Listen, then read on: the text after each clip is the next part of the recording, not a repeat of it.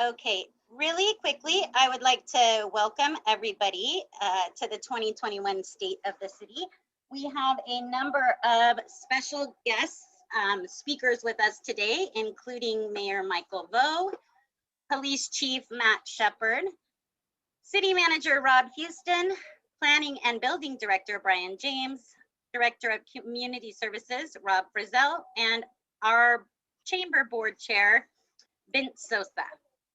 I would also like to take a moment to thank the sponsors of our event, Peggy Tavis with Slater Investments, Terry Sims with Farmers Insurance, Terry Sims Agency, Layla Mertz with Coastline College, Debbie Killey with Public Services, Beth Hambleton with Memorial Care Orange Coast Medical Center, and John Etheridge with Seashore Pest Control. In addition to our speakers and sponsors, we have a number of city officials here with us today, including Mayor Pro Tem Patrick Harper and City Council members Ted Bowie, Kim Constantine, and Glenn Grandis. We also have with us members of the Fountain Valley School District, including Superintendent Mark Johnson and School Board Trustees Jim Canine, Jeannie Galindo, and Steve Schultz. And of course, all of our Chamber Board of Directors and our ambassadors, thank you very much for being here with us today. We will start with our presentation from our mayor, Michael Vo. We have a short video clip to share with everybody, but before we do, would you like to say a few words, Mayor? Thank you so much, Marie. Well, good afternoon, business champions, Fountain Valley. Welcome to the 2021 State of the City. It is unfortunate that we are unable to meet in person. However, it's still great to see that we can connect via Zoom. I would love to give everyone a handshake and a hug, but we have to do what it is now.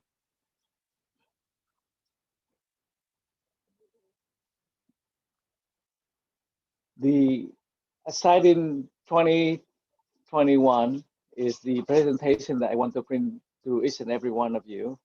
We are hopeful that the COVID-19 will be behind us later in the year and see business open sooner than later. Small businesses are the backbone of America and here also in Fountain Valley. They value your business, and I have worked with public cable television in the last few weeks to take you around town in this video.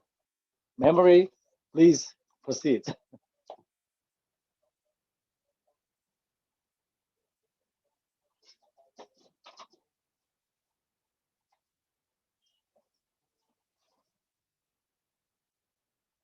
So we have a video by PCTA that you can play. You are mute, Memory. Apologize, sorry about that. Yes, and I have the video right here. Let's see. Can everybody see?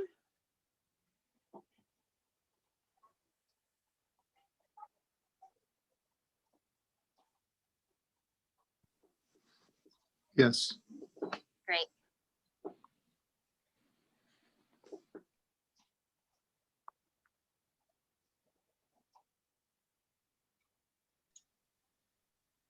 Is there supposed to be sound? I think so. Yes, there is. Just 1 second. There's no sound. Oh, Okay. Yeah, no sound. we have no sound. Here we go.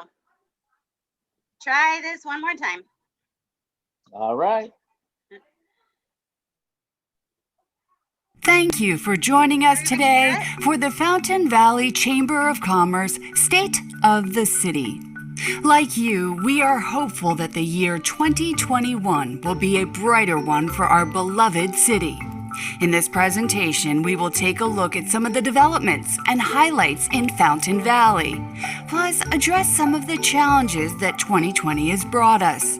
Fountain Valley continues to reduce our structural deficit thanks to Measure HH Essential Services approved by Fountain Valley voters back in 2016, and that went into effect in April 2017. We continue to focus on improving our community, especially from a development standpoint, to bring in new revenues before the Measure HH sunset in 2037. Mile Square Plaza. City staff has been working with commercial property owners to improve some of our rundown commercial centers. Hello, Fountain Valley Business Community Leader. We are here at Fountain Valley Mile Square Plaza. As you can see, this is a new facade improvement that the city has worked so hard to help local business shopping center to improve their center. In the last year, you may have noticed that Mile Square Plaza has completed their facade improvements with new paint and landscaping, transforming and revitalizing this important location. Please support them and check out their local businesses so that we can together help our community. The other Fountain Valley Square continues to have new tenants move in. Among them, Hungry Boy Thai Cafe, Gin Bowl, and Mountain Mike's Pizza, who have all recently opened for business.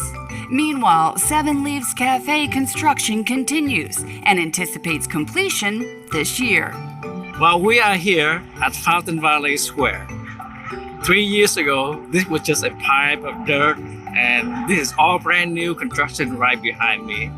But talking about Fountain Valley without its eatery is missing something. We have 3 brand new restaurants that just moved in town. Mountain Bike Pizza, Jimbo, and Hungry Boy Thai Cafe. And this popular place has brought so many patrons to our community. And this is how we roll. Fountain Bowl. This 4.88-acre site allows for a commercial development project. Located in the heart of Orange County, it is minutes from the Irvine Business Complex. We are here at Fountain Valley Bowl, the place that brought so much memory to the community. It's a walking distance from Mile Square Park. Prominent demographic, 709,000 living within a 5-mile radius with an estimated average household income of over $100,000. Commuter-friendly location, close proximity to the 405 freeway, and within minutes of the 22 and 55 freeways. With the new consensus use for Fountain Valley Bowl, I have no doubt this will attract, bring additional businesses and residents to our community. Fountain Valley Plaza. Construction is well underway at the former Claim Jumpers site. We are here at the corner of Brookhurst and Talbot, just across the street from Orange Coast Memorial Hospital at the old Clam Jumper site. This is the new construction that have 2-story, 1,600 square feet. And this will be a great addition to our community with Union Bank and many other tenants that are looking forward to call this site home. Soon at this location, you will find a new partial 2-story, 15,000 square foot multi-tenant building. The only confirmed tenant at this time is Union Bank, which will be relocating from across the street. In the same plaza, Fire Wings will take the old G-Burger space.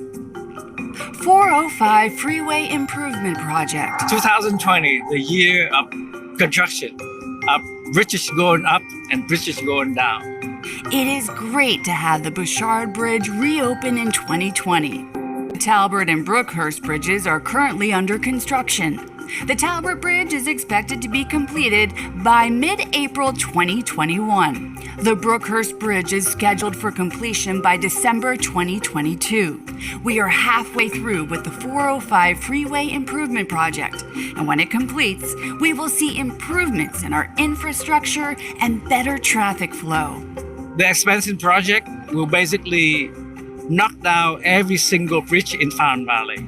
The whole 8 bridges in Fountain Valley will come down and rebuild for a better structure, earthquake proof, and it will be serving our community for many years to come.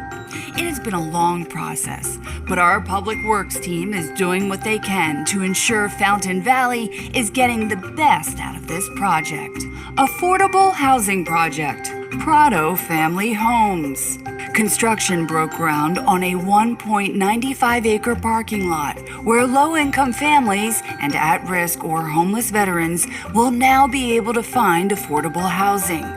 On-site amenities will include a multi-purpose room, a barbecue with picnic area, a community laundry room, and outdoor spaces. Funding for this project was allocated from the city's low-moderate income housing fund, and construction should be completed by February of 2022. This is 1.9 acre of land would not be secure without the loan from the city, and the city is actually fund to secure the land. And with that piece of land that secured, the developer was able to eventually move the project forward. Via Serena, located near Fountain Valley City Hall and next to Coastal Community Fellowship. This neighborhood will offer timeless features planned with the most exquisite details and designs to enjoy endless possibilities in the comfort of a new home. Experience the best with 12 new homes with 4 different plans styled in Italian architecture, allowing future homeowners a taste of Mediterranean living. Hey everybody, we are here, a walking distance from City Hall. Villa Serena is the 12th new single-family residence will be done in mid-2022. In the midst of the pandemics, you see the new construction, you see new houses coming up. We welcome so many new residents into our community. This is what Fountain Valley is all about. Pricing will start from the low $1 million, so stay tuned for more information in the future. Orange County Sanitation District Headquarters Project. The Orange County Sanitation District Headquarters building is under construction. It will be a new 108,000 square foot headquarters building located at Bandelier, Ellis, and Pacific. I'm really excited about this project, and this will be a great addition to our community. Improvements include a surface parking lot containing 264 parking stalls, landscaped areas, site drainage, a public entry plaza, a private landscaped courtyard for employees, and a pedestrian bridge spanning from the new building to inside the secure perimeter of Plant 1. This is an exciting project that will put a mark in our Fountain Valley Crossing specific plan. The Spec Services Building on Bouchard. This single-story office building on 2.86 acres is located right next to the 405 freeway and offers loads of potential redevelopment opportunities. In addition to that, it's also adjacent to many retail amenities, making it an even greater opportunity for development of a hotel or other commercial use. We are eager to help developer, investor to bring new commercial site and hotel to Fountain Valley. The former Boomers site at Magnolia and Warner has been impacted by COVID-19 and has closed permanently. This 6-acre site is another opportunity for commercial development. COVID-19, the pandemic, and Fountain Valley. The County of Orange has taken numerous steps in preparation to engage the public with information and updates to the vaccine's phased rollout. Information regarding the County of Orange COVID-19 vaccine efforts and work is found at covidvaccinefacts.com. Meanwhile, the state of California has put together resources and information on vaccines under COVID-19.ca.gov. 2020, the year of COVID-19, the year of the pandemics. We are here at Fountain Valley Sport Park. This is a free COVID testing, not only for Fountain Valley residents, but for all Orange County residents. The city of Fountain Valley is trying to do our fair share, serving the community. People can call in for appointment, or they can walk up. It be. When we all look back, This pandemic will touch every single person's life, one way or another. During the COVID-19 pandemic, the city supported 14 businesses with up to $20,000 COVID-19 emergency small business employee retention grants. 87 businesses also received $10,000 grants through the Small Business Emergency Relief Grant Program.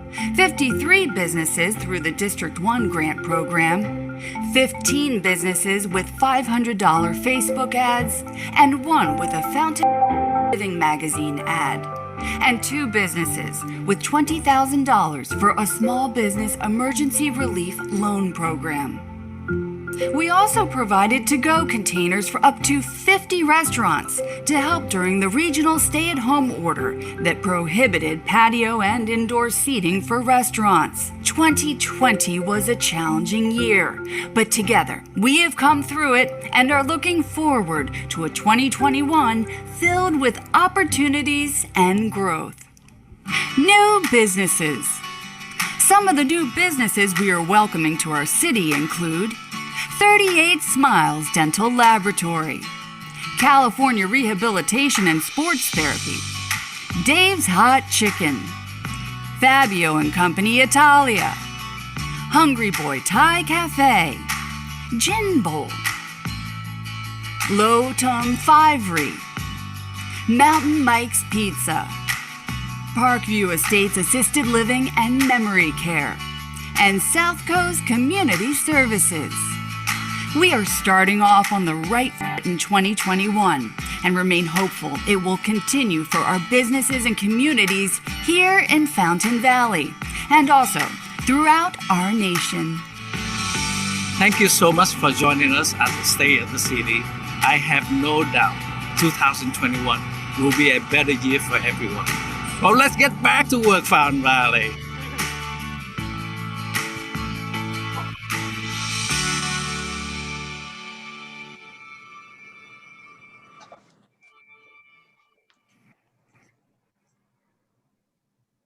That was great.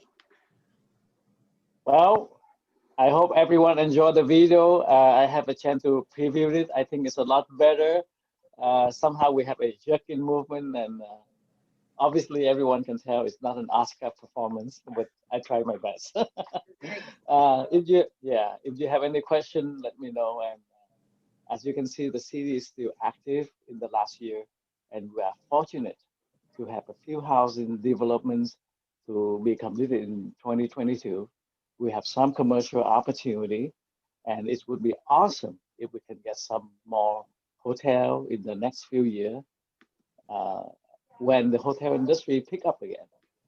The Fountain Valley Crossing specific plan is long-term vision, and we are looking forward to the new OC Sanitation District headquarter building within the project area. It has been a while, but we are scheduled to have a general plan advisory committee meeting in February 11 at 6 p.m. via Zoom. Again, thank you for joining me today, and you'll hear more of the city update with our 4 department heads in a few minutes. Let's rock and roll in 2021, Memory. Thank you. Thank you, Mayor. And if anybody has questions as we go through the program for the mayor or any of our other speakers, you can type them in the chat and we will ask them when it's time for the Q&A part. So just go ahead and put them in the chat. Next up, we have our state of safety with our police chief, Matt Shepard. Is he here? Well, hello, thank you, Memory. I do have one question right off the bat. And how can I get a photo of Mayor Vo in that tractor?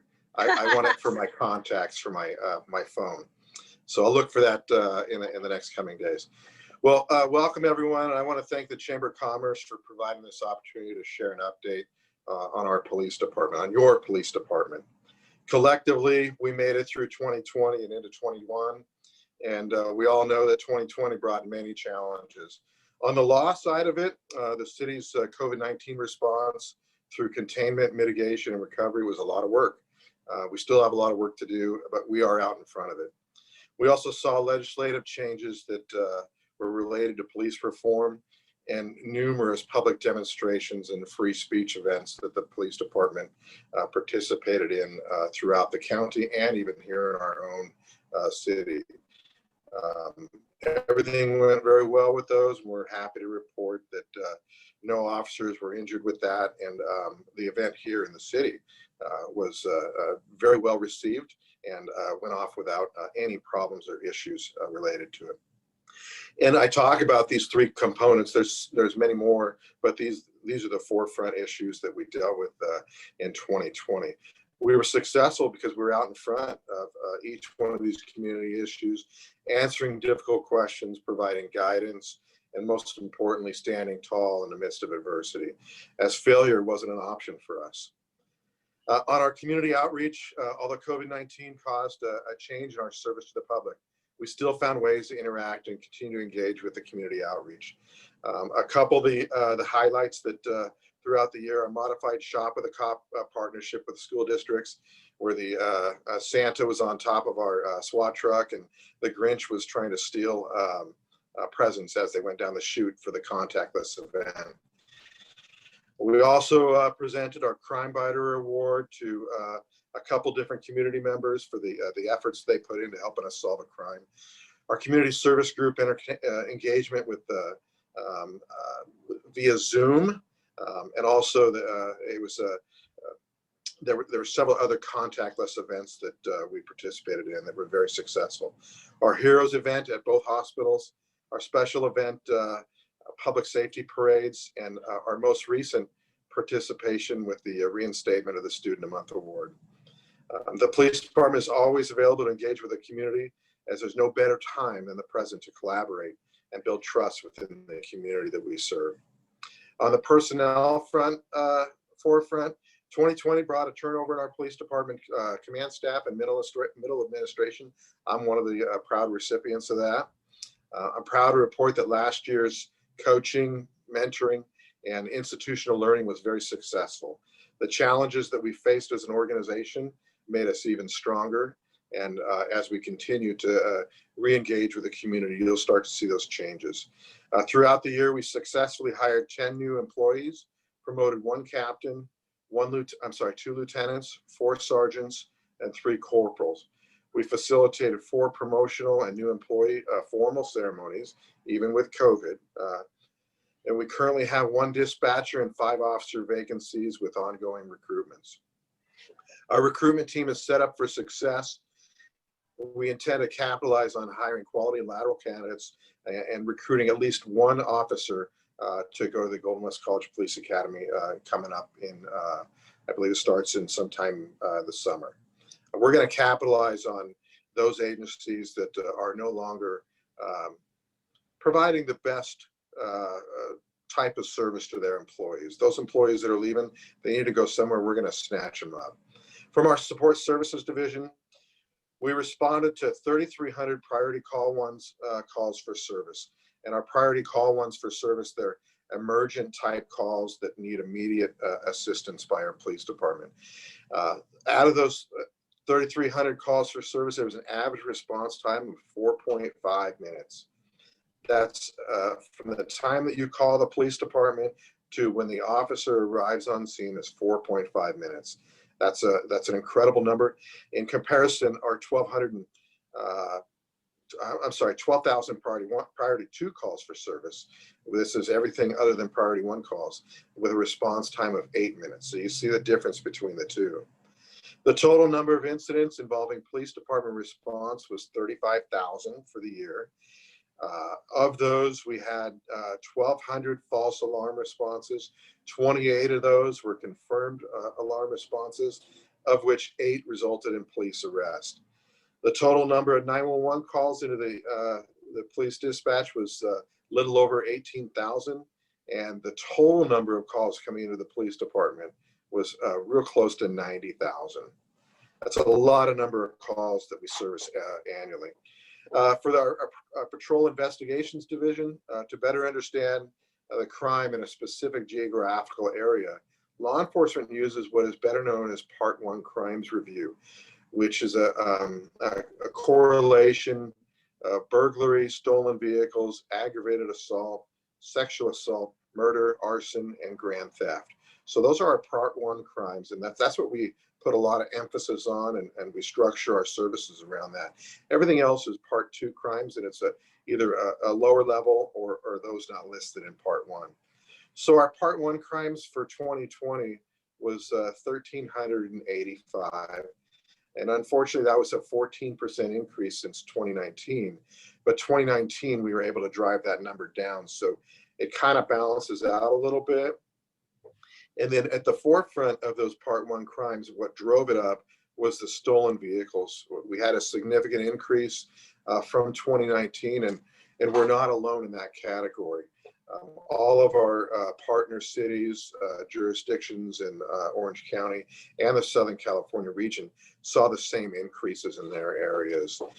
Fortunately, the Orange County Board of Supervisors facilitated the approval of our auto theft task force that services all of Orange County. We participate in that, and we rely on them to help us drive those stolen vehicles down. We were successful this year in dropping it. I think it was 2 different times throughout the year. We saw levels drop about 10% when we started looking at it. Also, one of the main contributors for the Part 1 crime index was commercial burglaries. And it is directly related to our storage facilities. Unfortunately, they hit that category. We saw a number of those, and we've made several arrests behind those storage burglaries. So we're looking forward to driving that number down as well. Crime arrests or criminal arrests were down last year. However, our field interview of subjects out and about, where there was no arrest, increased from the previous year. So we're starting to balance it out. You typically, when you see a lower arrest, you want to see higher police contacts, and that's exactly what we're doing. Of a noteworthy crime in the community that is at the forefront right now is a catalytic converter theft. I just want to touch on some incredible work of our police officers. Everybody knows what a catalytic converter is. It's part of the exhaust system that diminishes the exhaust emissions from coming out. December 26th, 4 individuals were arrested for a crime in progress of a catalytic converter thefts in the commercial area in the south end of our city off of Mount Langley. They all went to jail that night. A few days later, January 3rd, one of those individuals who was already out, we made contact again, and we arrested him for possession of stolen catalytic converters in the same area. Fast forward a couple weeks, January 22nd, 3 suspects again were arrested for being in possession of stolen catalytic converters in the same area. So our police officers are out there, they're hunting them down. That's a great fishing hole for us, and we're going to keep continuing to put resources and efforts to drive that number down. Another noteworthy community issue was a follow-up from our crime suppression unit. It came from a tip related to a residential marijuana grow. After conducting surveillance for a few weeks, our CSU unit served a search warrant on the location, and we found a total of 685 marijuana plants with a large-scale commercial grow going on inside of the residence. We also seized 450 pounds of dried marijuana, and we arrested 8 individuals that night for marijuana cultivation. We shut them down. So our traffic, there's been a 36% decrease in injury collisions in 2020. That's a great number to look at. Similarly, there's been a 31% decrease in non-injury collisions. Both of those are great numbers. We attribute both of these decreases to less vehicles being on the roadway because of COVID-19, people being at home, and we're putting our personnel into the very selective locations for enforcement activities. Another noteworthy issue that has been occurring in the city is our response to mitigating car club, intersection takeovers, street racing, and the street racing that typically occurs after the event. Our patrol sergeants developed a comprehensive response plan. Our personnel received additional training on modified vehicle inspections to facilitate the issuance of citations to the state smog referees. We're trying to hit these persons in their pocketbook where it affects them fiscally, and it's not just a correctable citation where they get it signed off anywhere. We also partnered with affiliate law enforcement agencies to establish a regional task force, and which has been very successful.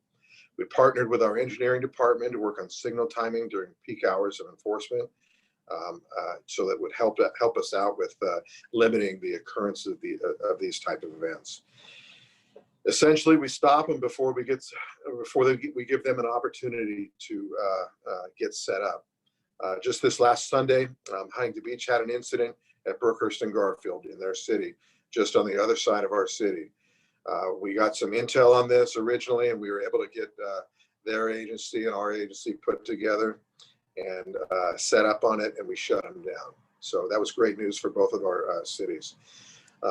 Continuing with the traffic, we met a 2020 goal this year, and that was to review and publish our police department traffic plan. And I'm proud to say that was met. The 5 components of the plan are school traffic safety, DUI, alcohol and drug enforcement and education, distracted driving, injury and fatal collision reduction, and to explore traffic investigation technology. And while I'm talking about technology, we are the department's in the final stages of our body-worn camera implementation. So if you happen to see a police officer, smile, because you could be on camera. We're excited about that rollout of that technology. It's going to bring us up to where we need to be at in the county, as most of the county and all of law enforcement is going to that technology. So that concludes my update. Your police department's here, ready to take on 2021. I ask everybody here, and also, can you please spread the message to be the eyes and ears of our agency. Call the police department when you see suspicious behavior, activity. If it just doesn't seem right, it's probably not right. Call us and give our young and energetic officers the opportunity to do what they do best. It's to seek out the criminal envelopment. Memory, that's it. Back to you. Thank you so much for that update and for being here. I have one question. John Etheridge, you can unmute yourself. I'm unmuted, I think. Mm-hmm. So thank you, Matt, and thank you for all the great work you're doing in our city. We appreciate that. It's really just a morbid curiosity. Why in the heck do they want those catalytic converters? Is there something in them that's valuable? What's the story with that? Yeah, it's the internal components. There's value when you strip it apart, when you tear it apart, you recycle that. I don't recall what the some kind of valuable metal or something. Yes, it is. Huh. All right. Yeah, I've been a victim. I've been there. Yeah, John, Anyway. it's kind of like when they've been stealing the copper from the air conditioning units, and I had that at Fountain Ball as well. It's the same kind of thing. The copper is recyclable. So oftentimes you'll see a truck with a phony, Joe Blow air conditioning system, one of those magnetic signs on it up on your roof stealing copper. That was prevalent here in the city a few years back. John, it's actually platinum that's inside the catalytic converter. Platinum. Really? Yeah. That would explain it. Okay. Now I see, let me pull my. Can I ask a quick question, Memory? Sure. Chief, great job on what you're doing. Is there a certain make and model car or vehicle that's being stolen? Make sure none of us have that one. Mm-hmm. Well, Vince, I know you have one of these vehicles parked out in front of your house, so you're not off the hook. The majority of the vehicles that we're seeing an increase is the work vehicles, vans and work trucks on the commercial side. Yeah, that's not saying that the other passenger vehicles aren't being stolen, but we saw a significant increase this year in the work vehicles. Okay, good to know. Thank you. Thank you, Vince. And I do have a couple of questions that came in for the mayor after he spoke. Let me down. Oh, and then actually, before I move on to the mayor, we have one more for our police chief. What kinds of police reforms were instituted from Kenny Panis? Yeah, well, a lot of them actually. Just a couple off the top of my head. We saw a lot of legislative push towards the chokehold, the carotid hold. In the state of California, we banned that. We had banned the chokehold years ago, and we were only using the carotid hold, the carotid restraint. It was a very successful tool if used correctly. It was not used correctly in the incident that everybody knows about. But unfortunately, that the state legislators took that away from us, and so it's not a tool that we use anymore. So that was the first and foremost one. There was also some language change in the use of force and the reasonableness and the necessary. We pointed everything back to Graham versus Connor. It's the landmark case that all of law enforcement in the country uses. We didn't stray too far from it. There was some cleanup language that got implemented in California, so that was another one. We also saw the police uniforms, the standardization of it, and not allowing law enforcement agencies to utilize uniforms that look like the military. Most Orange County agencies already met that criteria. Even our SWAT teams in Orange County, they were already meeting that criteria. They did not look like uniforms of the military. So that was a pretty easy one. Let's see, and then there's another one at the top of my. You know what? I'm going to stop there, Memory, because I don't want to share anything that is incorrect. That's good. Thank you. And you know what?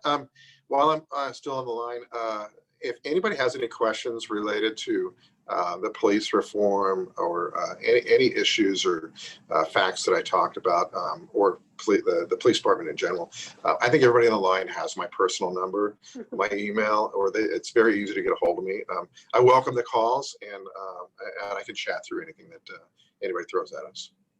Thank you.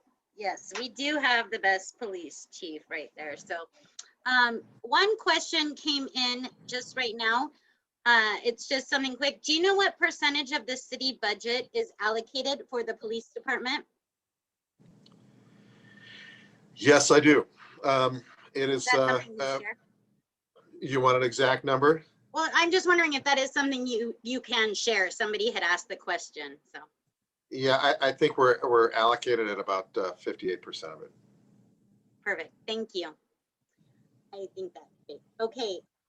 There was a few questions on here for the mayor. However, I think I'm going to hold off on them because they might be answered by our next panel. In fact, I think there's a good chance they will be. So I have not forgot about them, but I'm going to hold off on asking those for just a minute. And I'm going to thank our police chief for his time and information today. And we'll move on to our city panel.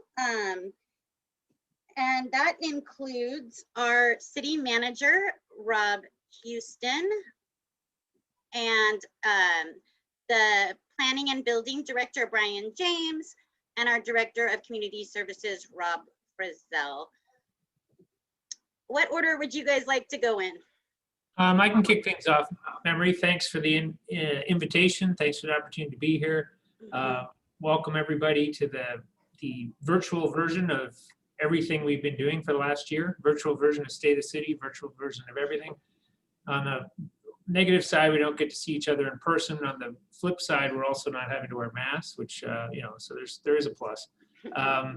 But welcome, and I'll kick things off just with a brief introduction and say, you know, thank you already to hear from the mayor and get that big overview of the city. We've got the police focus from Chief Shepard. You'll be hearing from our planning building director, Brian James, who'll give us the insights of everything that he oversees, which involves the building, the planning, and also code enforcement, which isn't always seen as a link, but is definitely a big part of his role.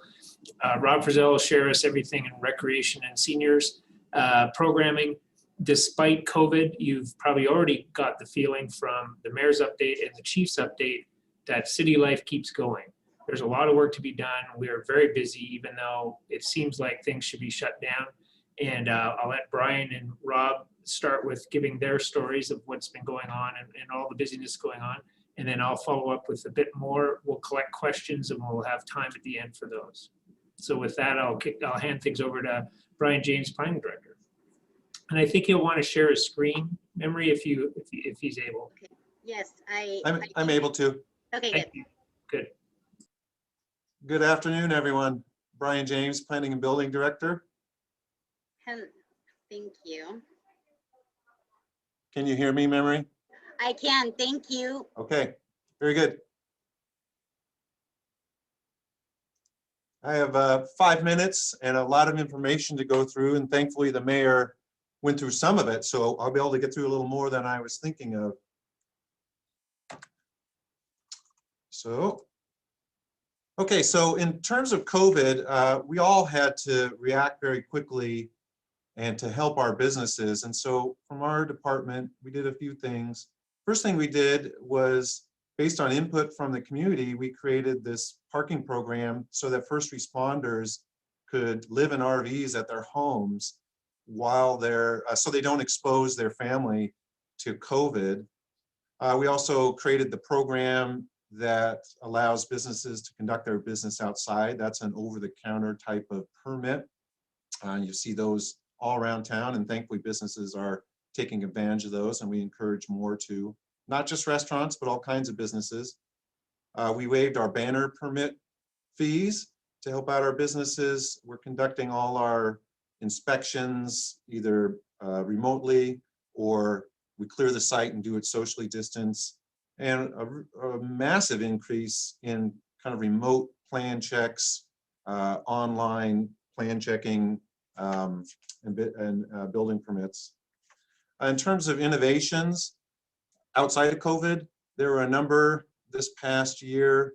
Probably the major one is, before, every single restaurant required a public hearing, and recently that was changed so that smaller restaurants, less than 50 seats, can be established over the counter.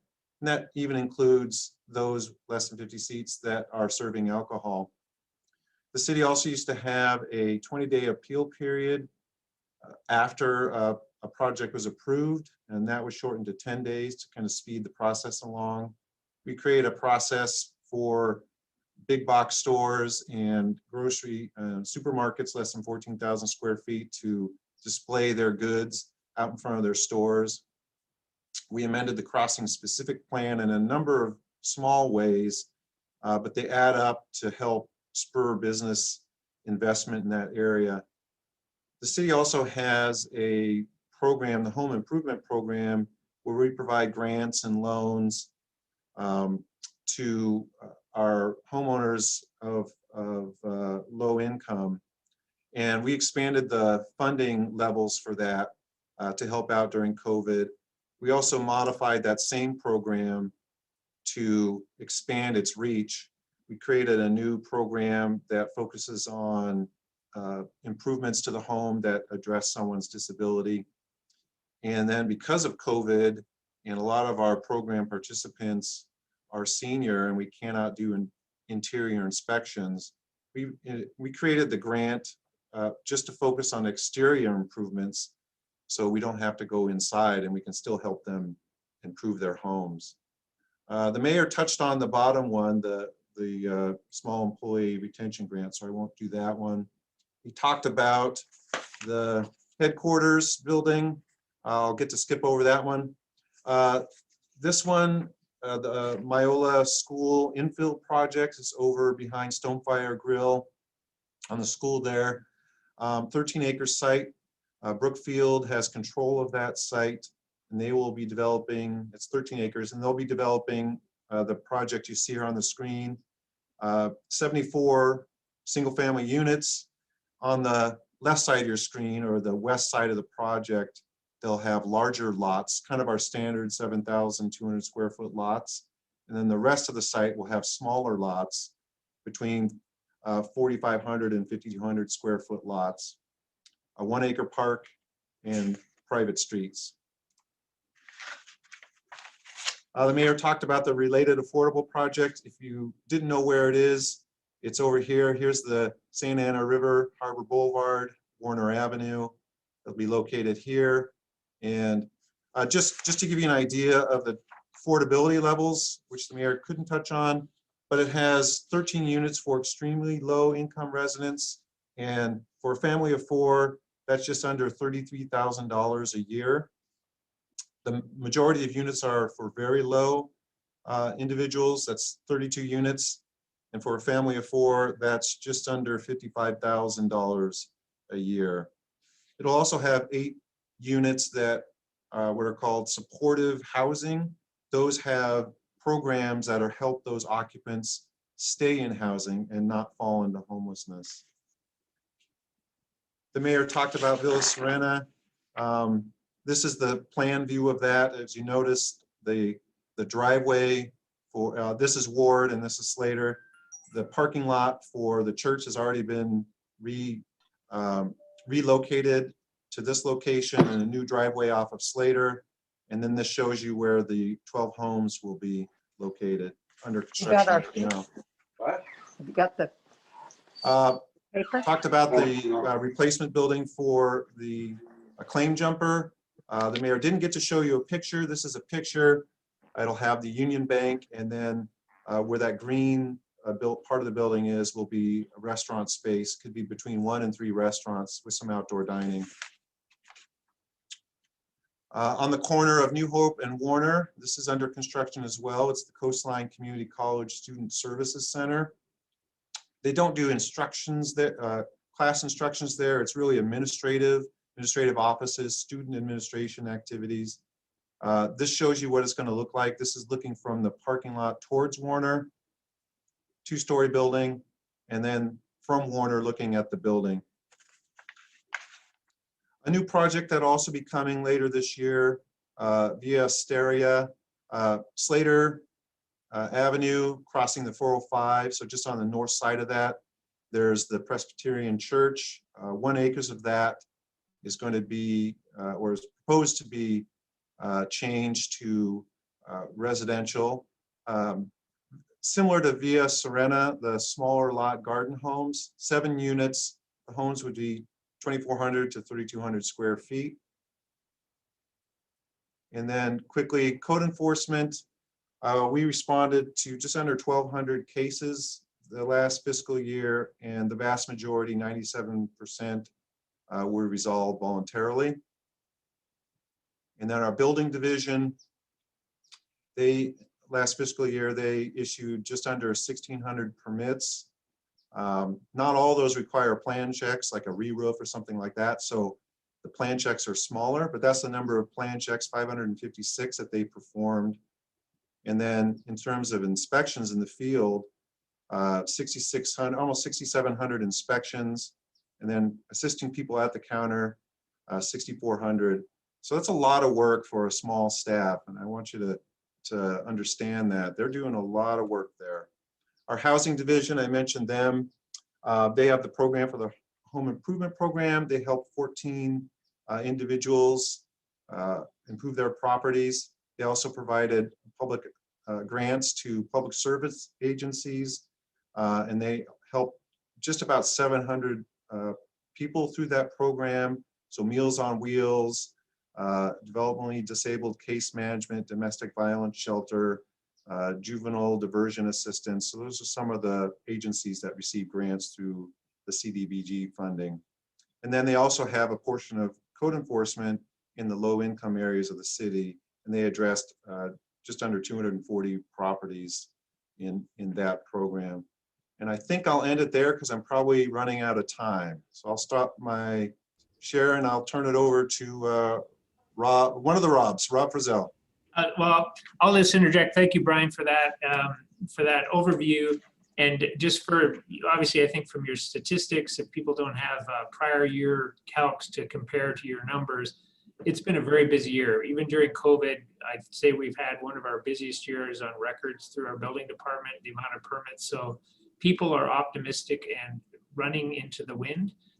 Despite the COVID wind, they're fixing their homes, they're fixing their businesses, they're putting in headquarters. there's obviously optimism in the air. So that's a good thing, but it's kept our staff on the toes. And I think it's a great testament that Fountain Valley is alive and still beating COVID from a financial side of things. With that, let's transition over to Rob Frizzell. And remember, you wanted to interject for a sec? I just had one question come in for Brian.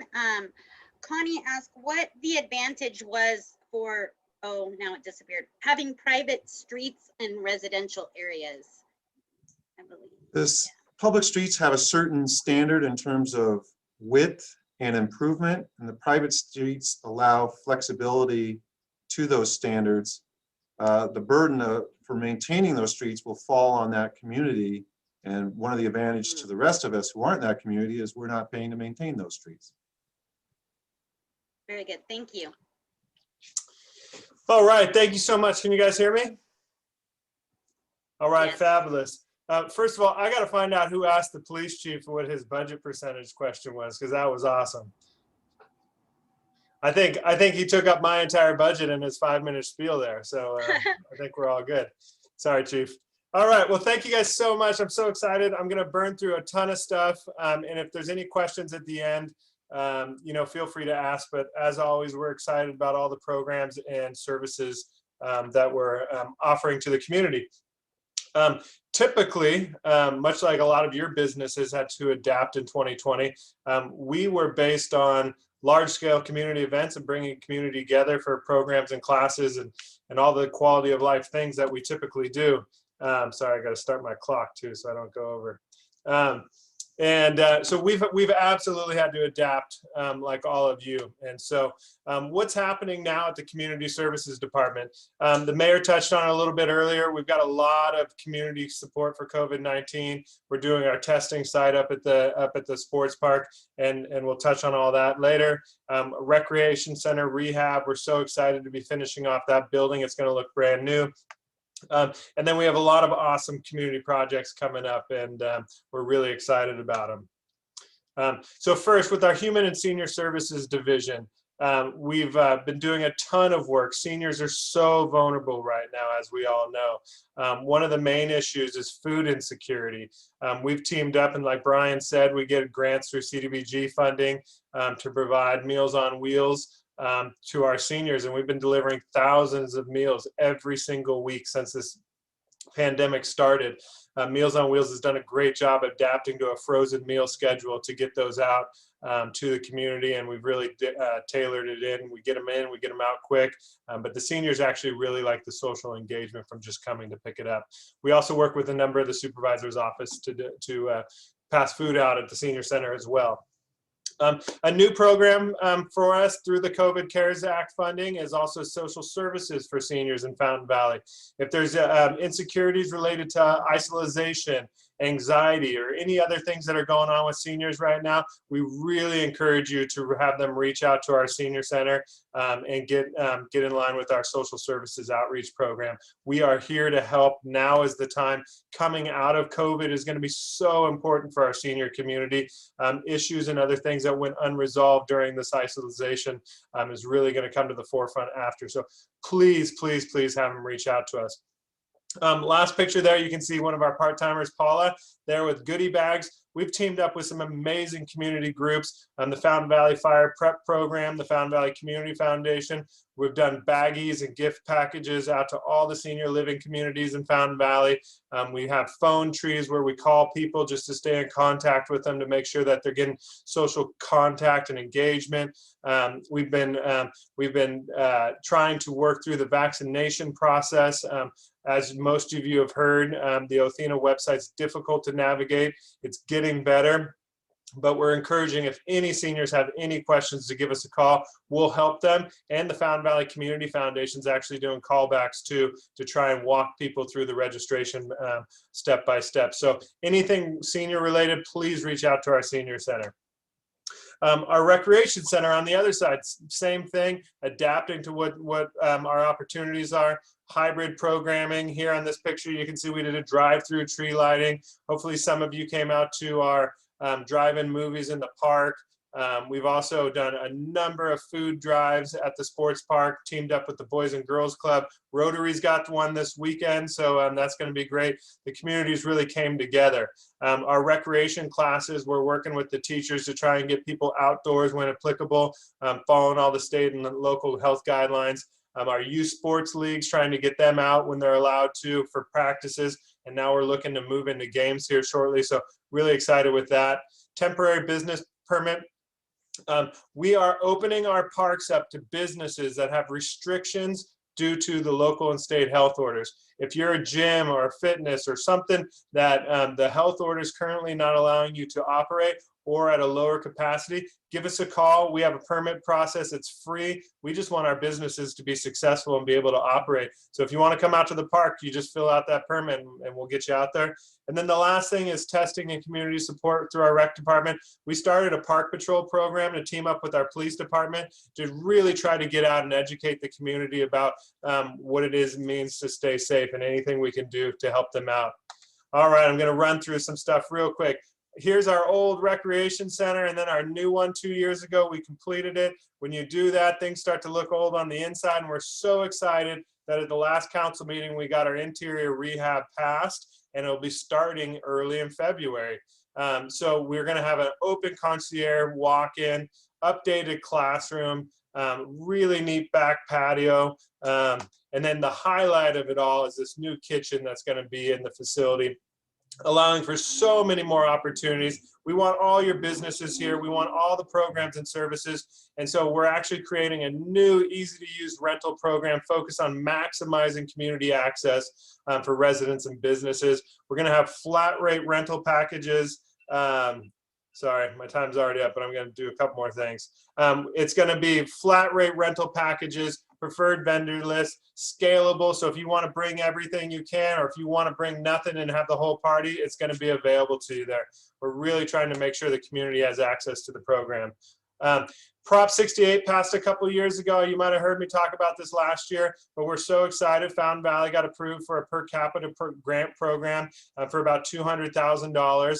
And we have some matching funds. And a personal and professional dream of mine has always been to build a universally accessible playground. And we're going to work towards that here with this grant. A UAP is a playground that encourages, enables people to play together. We don't want one playground with people with special needs playing at that one and able-bodied kids over on another one, and they're not mixing and not having fun. Play is where kids come together and they learn together and they participate together, and we're so excited to do so. Here's a quick sketch of one of the opportunities that we've been proposed. Some really cool zip lines and other things just to make the site really fun. While this is specific to Fountain Valley, we're also in a regional park, and we want this to be a regional draw, and we think it really could be. A couple other things real quick. We're still working on a small-sided soccer proposal. It's really cool. It takes one soccer field and turns it into 10 or 11 small-sided artificial soccer fields. It's a quicker game, a more energetic game. You can play with more levels at the same time. It's kind of like the pickleball phenomenon, but for soccer. And we're so excited to continue that process. A lot of things died off when COVID hit, and that one's ramping back up for us. Still stay attuned to the Mile Square Regional Park expansion project. That's through OC Parks. I know our city admin and myself are working with the county to make sure our residents' voices are heard through this project. But there's an email on there, or if you'd like more information, you can go to their website, and we encourage you guys to stay up to date on that. And just pictures of special events when people used to come together. That was so nice. And so it makes me sad, but I had to throw a couple in there. We're working on our special event catalog for this year. We're not sure what everything is going to look like, but we're going to bring some form of it because we really, really believe in creating community in Fountain Valley. And this was actually from last year's State of the City, and it just showed all the amazing things our department and staff does. And they're not all happening right now, but it was fun to see, and we're really excited to getting back there one day. So I went a little bit long on my time, but I'm happy, like the chief said, if anybody wants to email me, anybody has any questions for anything we're doing, we're here to help, and we're excited to be part of the team. Thank you, Rob. A lot of energy, a lot of excitement. Memory, so you know you have to keep everybody on track here. Me going clean up, I did have the idea that I'd have some time, but it has gotten eaten up, and I won't chew up everyone's time. I think a lot was covered. We have an opportunity for any questions that come from what's been shared. Overall, I'll say in a couple sentences, financially, the city is actually doing really well. We're going to have next meeting, have a budget update, but for whatever reason, Fountain Valley has avoided the fiscal cliffs that have hit some places. So we have good news to share. There is enough money to fund our police, our fire, our rec services, and keep the roads maintained. You're going to see paving happening in the summer. We're not going to have to shut things down like some other places. So good news. And I'll also just say too that the partnership that we're having with the business community is going to keep going. We've got a partnership going with the chamber to continue an Explore program in our various shopping center areas throughout the city. That'll kick up now that once we've gone to purple from shutdown, we're going to ramp that up and keep promoting businesses. We want to be a partner and part of the solution. And then that playground that Rob touched on, more will come.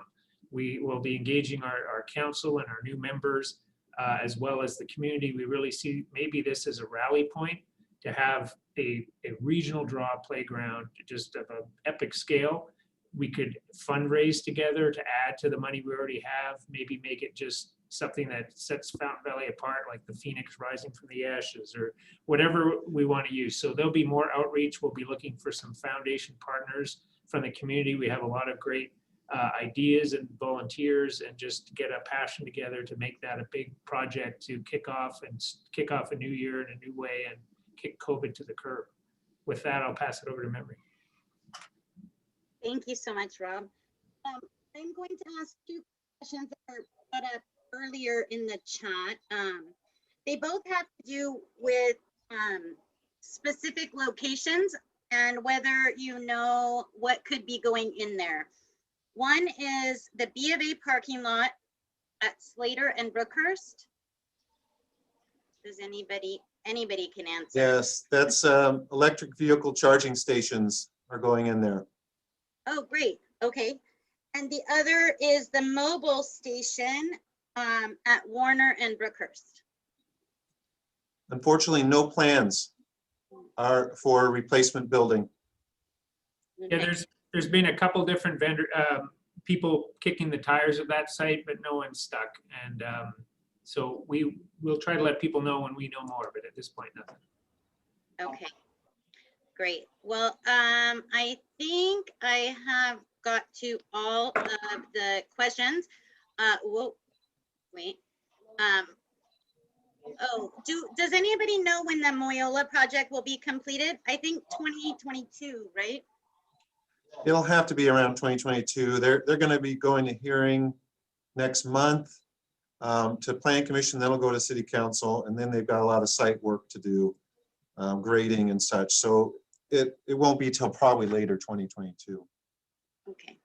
Okay, thank you. And really quickly, I just wanted to thank our city departments who work hand in hand with the chamber every day to support Fountain Valley businesses, whether that is to make getting a permit easier to obtain, or your outside dining permits in a rush because of COVID, or your ability to use part of the park, or to help get funding to support small businesses. Our city has been incredible throughout this, and we thank you on behalf of the business community. And I think to end things off, we are going to have our chamber board chair, Vince Sosa, say a few words. He's here. Well, I'll make this quick. I just want to thank everybody, our distinguished mayor and city council members that made it here today. And everybody who's been working with the city, Rob. I really appreciate everything you're doing for our city. And we as a chamber, we're doing what we can to support our businesses. Memory has been doing an awesome job with as far as the PPP and fighting for our businesses and keeping everybody updated on what's coming out of our state and COVID. And we're just doing everything we can as a chamber. And Memory's been doing fantastic. And I want to really thank her for what she's been doing. So, Chief, you've been doing a great job. We see you around quite a bit, and your guys, they're all awesome. Thank you. And I really would like to just encourage everybody to support all our members. I work with John. John just finished still working on actually a termite job for me on one of my listings that just sold. Dusty took care of one of my buyers, did an excellent job. It went quick. It was, well, on the other side, it was kind of bad, but Dusty was smooth as silk. Did a really great job. So I do as much as I can to support our members, and you know, that's the first place I go. Kenny, are you open right now with your church? Can you unmute yourself a second? Well, maybe not. He might So, not be able to. Oh, yeah, yes, we are open. are you doing outdoor services, indoor services? Yes. Yes. Or both. Okay. And I do want to congratulate Glenn and Ted as our new city council members, and everybody else. You've all been great. Rob Houston and Maggie have been a real big help to our chamber, and we've been in a lot of communication with them and the support they've been giving us. And you know, we're really appreciative, Rob. Thank you very much. And I don't know what else to say other than thank you all for being here today. It means a lot to us. We had a tough time in 2020. I think just like everybody else. 2021 looks a little more promising, but we'll see where that goes. And thanks again for everybody being here. Thank you. Oh, and another thing, Alex does my taxes too. So you just keeping it all together, man. One big happy family. So, and thank you, Mayor. You did a great job. Thank you, Vince. Thank you. All right, Memory. Thank you all so much for your time, your information, the preparation that took into your presentations. If you guys have a look at the chat, you can see how appreciated you are. There's tons of compliments over there for everything that you do for the city. All of our organizations working together is truly what makes Fountain Valley such a great place to live, work, and play. And we all are lucky to have one another. So I'm gonna leave it off there and wish everybody a wonderful rest of your week. And this video will be up on the Chamber's YouTube channel next week, so you can refer other people there to get updates as well. Thank you, everybody.